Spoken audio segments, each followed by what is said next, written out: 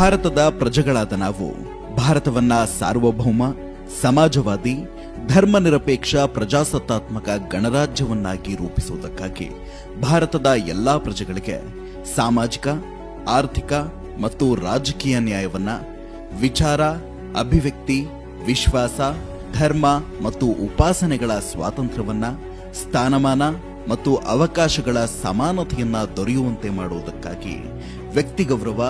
ರಾಷ್ಟ್ರದ ಐಕ್ಯತೆ ಮತ್ತು ಸಮಗ್ರತೆಗಾಗಿ ಎಲ್ಲರಲ್ಲಿ ಭ್ರಾತೃತ್ವ ಭಾವನೆಯನ್ನ ಮೂಡಿಸುವುದಕ್ಕೆ ದೃಢ ಸಂಕಲ್ಪ ಮಾಡಿ ನಮ್ಮ ಸಂವಿಧಾನ ರಚನಾ ಸಭೆಯಲ್ಲಿ 1949ನೇ ಇಸವಿಯ ನವೆಂಬರ್ ತಿಂಗಳ 26ನೇ ದಿನದಂದು ಈ ಸಂವಿಧಾನವನ್ನ ನಮಗೆ ನಾವೇ ಅರ್ಪಿಸಿಕೊಂಡು ಅಂಗೀಕರಿಸಿ ಶಾಸನವಾಗಿ ವಿಧಿಸಿಕೊಂಡಿದ್ದೇವೆ.